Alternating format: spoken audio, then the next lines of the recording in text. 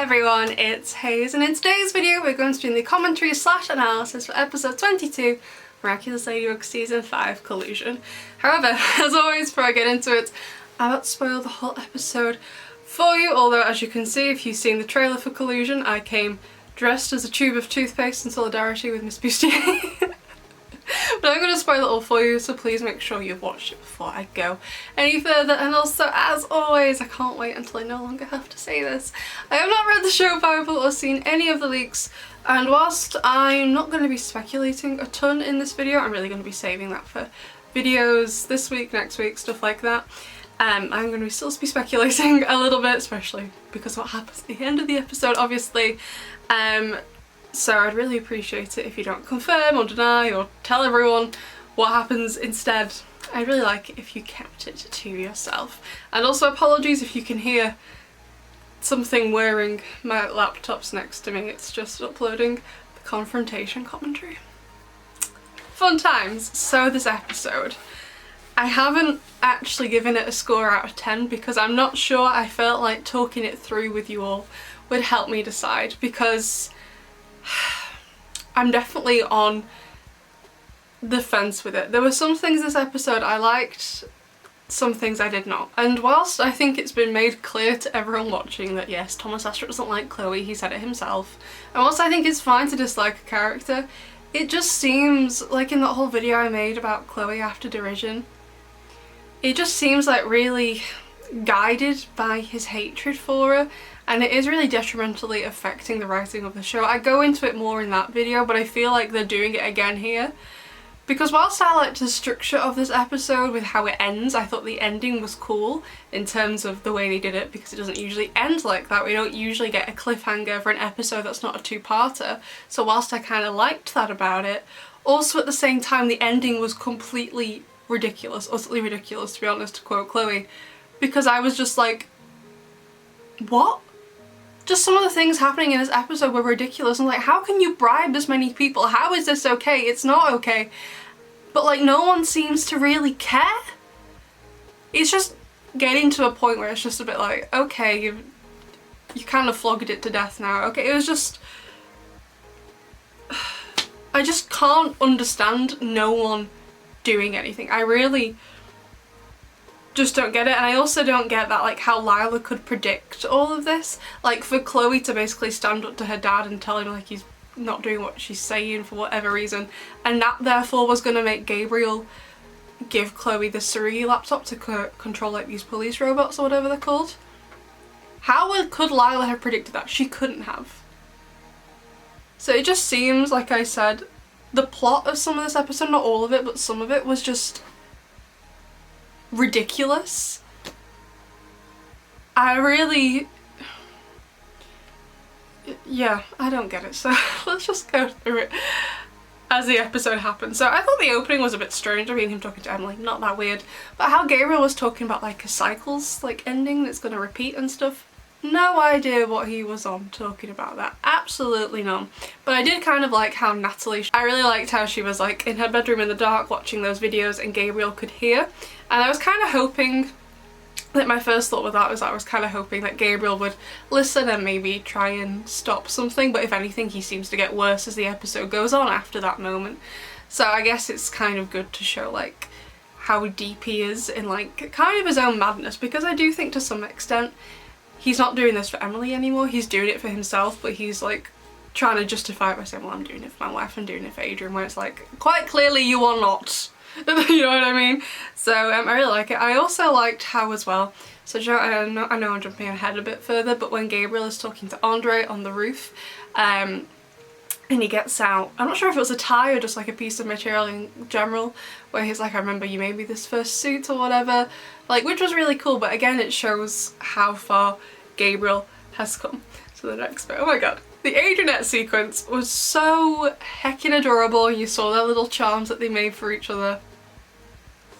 So cute. Loved it. But the kitchen sequence, I liked it at first, but it felt like there was like a whole line missing. So Gabriel starts doing the twisty twist with the ring, Senti Monster stuff presumably, and says, I'm your father, I know best. But then Adrian completely disobeys him. But not only that, does he say something that doesn't even make sense in the context of the conversation. He says, you should have taken Marinette's advice, your pancakes are awful. Then he gets up and walks out. Whilst isolated, I am glad Adrian did that. But like, why? All Natalie said was that, you want your son to be happy, don't you? And Gabriel said, I'm his father, I know what's best. And then Adrian randomly has an outburst about Marinette and how bad his dad's pancakes are. In the reaction, I rewind it and double check I got that, I understood it, because I was like, what? And I still don't get it upon rewatching it for the notes. It doesn't make any sense. But then plus as well, so Adrian's walking to school and Plag's like, oh, it was awesome for you to stand up to your father. When are you going to ask him about London? And Adrian's like, well, I don't think I can talk to him about that. And I'm like, Adrian, you just in the middle of breakfast got up, told your dad his pancakes were rubbish and that he should have listened to his teenage son's girlfriend, and then you walk out and leave. So you can say that to him with zero catalyst for that. There was nothing really to make Adrian really get annoyed in that, but he can't tell his dad like, hey, no, I'm not going to London. Like, you can do that, but like I said, it's not really making sense to me. I don't get it. And then he arrives at school, they have the Adrianette scene. Very cute, but also very weird. Rose was correct, you are very cute, but you are so irritating. Yes, exactly, Rose. But he was just, again, like, don't get me wrong, I love Adrianette, and I did think it was sweet, and how Adrian says, well, we're waiting for the right moment to have our first kiss or whatever. Cool beans. Great, can't wait to see it. I'm assuming it will happen this season. But also at the same time, why are you then like leaning into each other and then be like, no, but then try again, and then no? Was anyone else weirded out by that?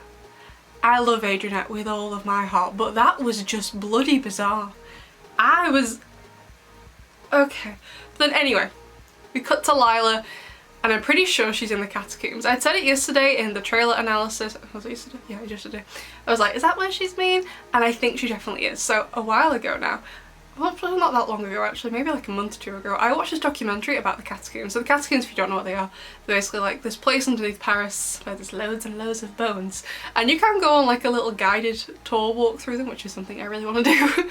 That's only because I have a morbid fascination with death. However, there are other areas below like the guided tour official route that aren't accessible through that, often because they're kind of dangerous to get to, or you have to wade through water to get to them. Obviously they're not going to put that on the tour. However, there's this group of people in Paris called, I hope I'm saying this correctly, Catacombs, and it's basically, they don't live in the Catacombs, but they're these people who've managed to find these other non-official entrances to the Catacombs and have gone exploring. And there's a couple of notable rooms. One of them is like a cinema room, there's a kitchen down there, and there's also, in the room Lila is in, the wave room. I'm going to put a picture up on the screen of in the show, and then the actual rooms. There's like a whole other network off the official tour of the Catacombs, so Lila seems to be in the like the non-legal part as her lair or whatever. I don't know if she lives there. It looks like she's got some things there, it looks like she's got wigs in there, but it doesn't really look like she lives there. So I thought that was super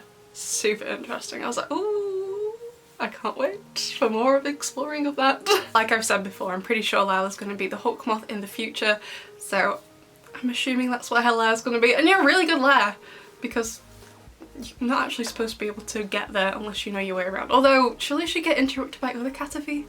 Like there are loads of them who know all these different routes in the Catacombs. Anyway, I'm getting ahead of myself. That's where she seems to be in the Catacombs. So it's kind of cool. I really like that. So then Chloe is in class with the music, and I'm just like, I understand part of Chloe's goal and motivation in life is to annoy the heck out of everybody she knows. Fair enough. But at this point I'm like, Chloe, you don't care about your exams, you've got no friends at school, no one wants you there, no one likes you, you don't want to be there. So as the daughter of the mayor of Paris, why don't you just not go? And not only save everyone else the hassle, but save yourself as well. Like, at this point I'd be like, oh yeah, I'm refusing to go. You don't do any work, you keep on saying, I'm rich, I don't need a job. So why are you going? Like, yeah, I know it's illegal not to be in school, but like, your dad seems to control the police, so just don't go. You know, like I said, at this point it just seems there are a couple of other things that just make Chloe even being at school implausible in the first place. It's just really strange. But like, part of me wanted to argue in defense of Chloe in this video and saying, oh well, she's being manipulated by Lila, but after talking about it with one of my mods, Ahmed, who loves Chloe, if you know him on our Discord server, she's really not being manipulated. At this point, Lila's just telling her what to say. Lila is instructing her and is also kind of like bigging Chloe up. So during the hotel scene, Lila's like, oh, you did a great job or whatever, and Chloe starts smiling. So to some degree, I'd say she's manipulating her, but only like, I don't know, like 5%. The rest of it, Chloe's literally going along with it. She's like, yeah, sure, this is fine. It's not really manipulation. And it's just, it just seems so out of character for her. Don't get me wrong, I know Chloe isn't a great person, but I don't believe Chloe would ever do this. I don't feel like they've built her up this way. It just seems so out of character, which is why I'm so on the fence about what even the score of this episode should be. I didn't even name the MVP yet. I don't even know who the MVP should be. This is how on the fence I am about this episode. Because like, plot-wise and structure-wise it was good, but when you start looking at what exactly happens with the plot, it's just strange. I don't get it, to be honest. It was weird. So then Chloe, like, well, Miss Bustier gets fired and Marinette's expelled or whatever. And Chloe's ringing her dad saying like, I want the teacher put in prison. Like, I don't believe the mayor of any city, unless it's a dictatorship, would have that much power. Am I stupid and naive to think that? But I just don't think he would. I know it's fantasy, I know everything doesn't line up, but I'm just like, at this point, it's ridiculous. Now don't get me wrong, if this was season 1 of Miraculous, I'd be going along with it more because we had some more ridiculous plot points, but those ridiculous plot points were for fun and had no lasting consequences. This is having lasting consequences now. So I'm like, I don't get it. You know what I mean? Because it's like being taken seriously in season 5. Don't get me wrong, I know there are jokes here and there, but the majority of the plot this season and the past season have been taken seriously. This seems like they want the audience to get behind this plot point as like a serious thing and not for a laugh. And it's just coming off as ridiculous because,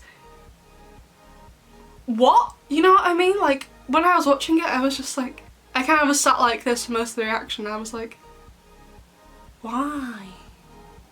Such strange decisions, and the only reason I can think of, unless they really pull something out of the park and have a good reason for doing what they've did in the following 4 episodes, like they've got good reasons for doing this that are shown later, it just seems so ridiculous. And I'm like, maybe it's because I'm an adult and maybe a child will be more readily accepting of what they're doing with Chloe, but I just think it's ridiculous and do feel to a big extent that it's just Thomas's hatred for Chloe coming through really strong, and they're just trying to frame her for whatever, try and push whatever. It's like, something needs to go wrong in the show, okay, well Chloe can be the cause of it. This thing, Chloe. This thing, Chloe. You know what I mean? Does anyone else feel the same way? I always feel nervous sometimes when I really dislike an episode for whatever reason. I'm always nervous a load of you are going to disagree with me. I know I shouldn't be afraid to express my opinion on it, but I'm just a bit like, it just seems ridiculous. Again, maybe it's just due to my age, because I am 26, I'm nowhere near the target audience. I know that, and I'm always really conscious of that when I watch the episodes, but I can't help but feel that some of the older target audience, like the 10-year-olds, would be a bit like, what? I don't know. It's like, it seems to me they're trying to make something that is silly, like a schoolgirl wanting her teacher sent to jail for telling her to turn off her music.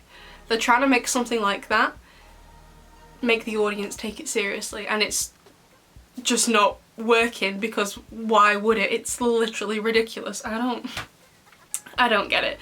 And then again with the Chloe scene at the hotel, whilst I can understand what she's saying would make Gabriel happy, I'm not really sure why that would make him want her to work with him.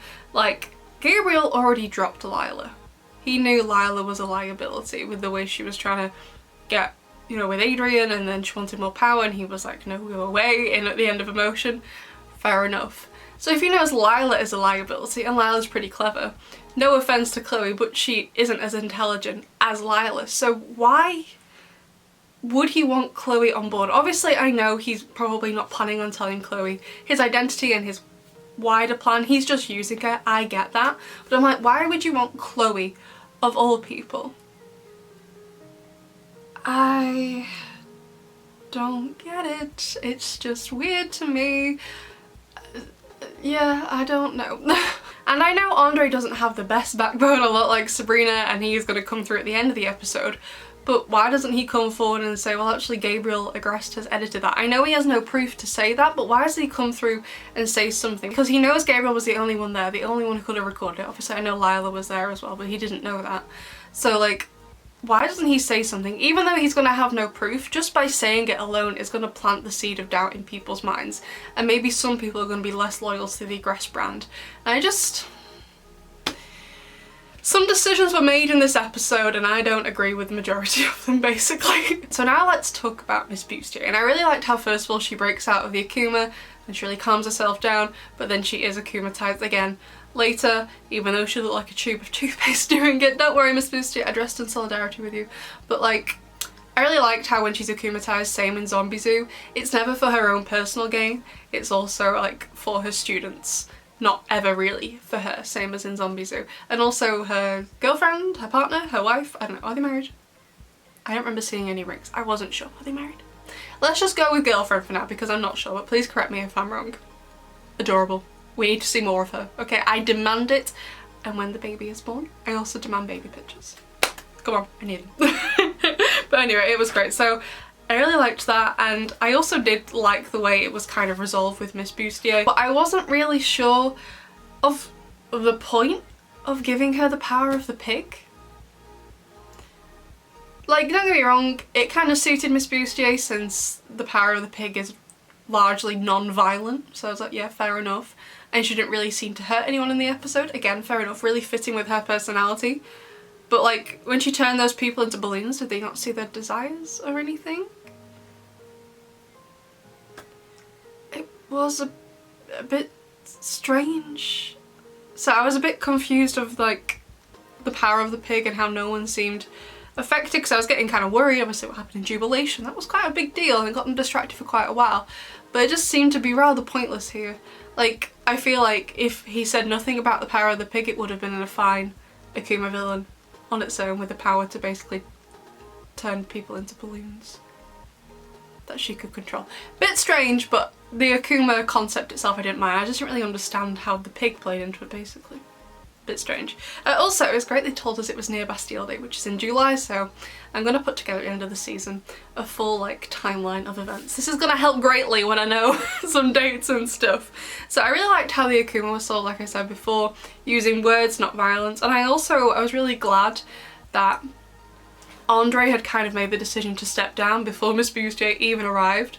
But I think I would have really liked him and Zoe to have had some interaction in the episode. Like, don't get me wrong, I think it's been building up this season, like in Adoration, like in another episode that I've completely forgotten the name of, where they talk to each other.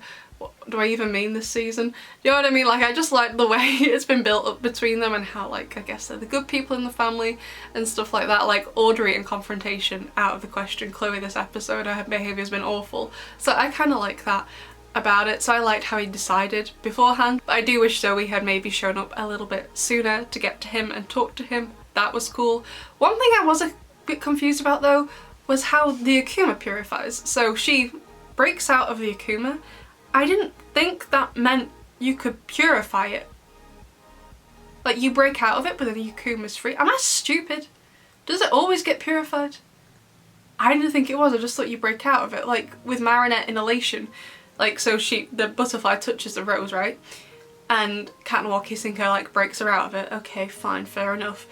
But he opens a portal, and it goes straight for Andre, right? It doesn't purify it. Do you have to be akumatized and then it purifies it? I don't remember it doing that like in Gang of Secrets. Did it do that? Am I just being stupid?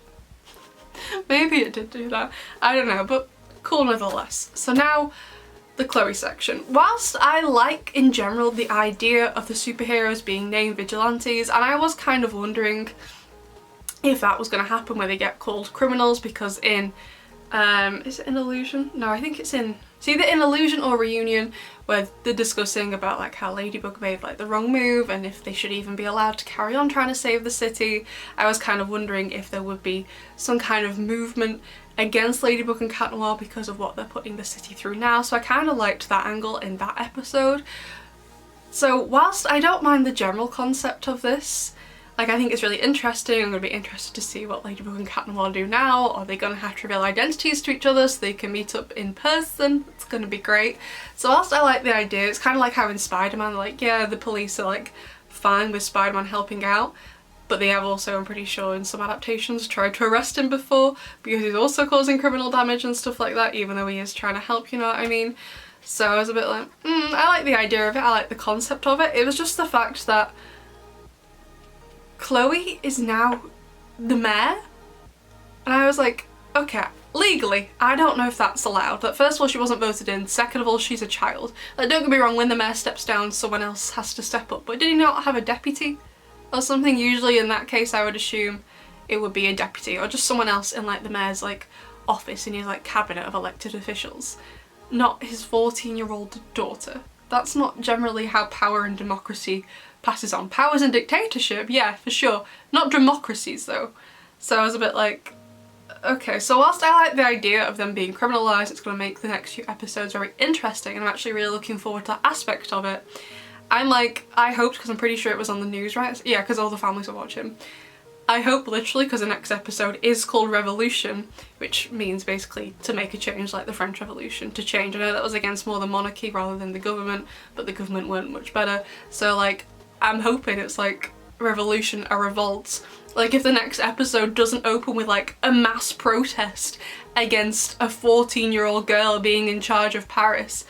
Like who in their right mind is going to be okay with this? Even if you don't know this Chloe girl, surely no one would be okay with it. And like I said, to me it's just ridiculous that the writers are basically asking us to take seriously that a 14-year-old girl is now the mayor of Paris. Again, maybe that's just because I'm 26 and I'm much older than the target audience, but I feel like this was such a serious episode. There wasn't really any humour in this episode past the Adrian at the start.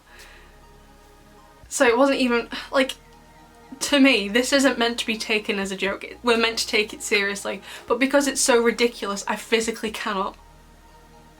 So if the next episode, like I said, doesn't open with a protest of at least one person, then I'm just gonna, I don't even know.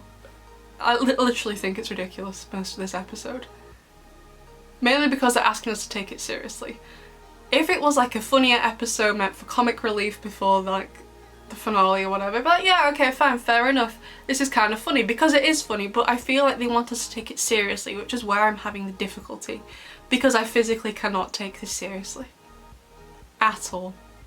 So, with all that being said, I think I'm going to give it a 7 out of 10 because like I said, I really like the structure of this episode. I think the pacing was really good. I think I had a better pace to confrontation, and I liked how they ended it on a cliffhanger because they don't tend to do that with episodes that aren't two-parters, you know, like Kwame's Choice for example. I'm also going to assume they're going to end episode 25 on a cliffhanger because they usually do with the two-parters.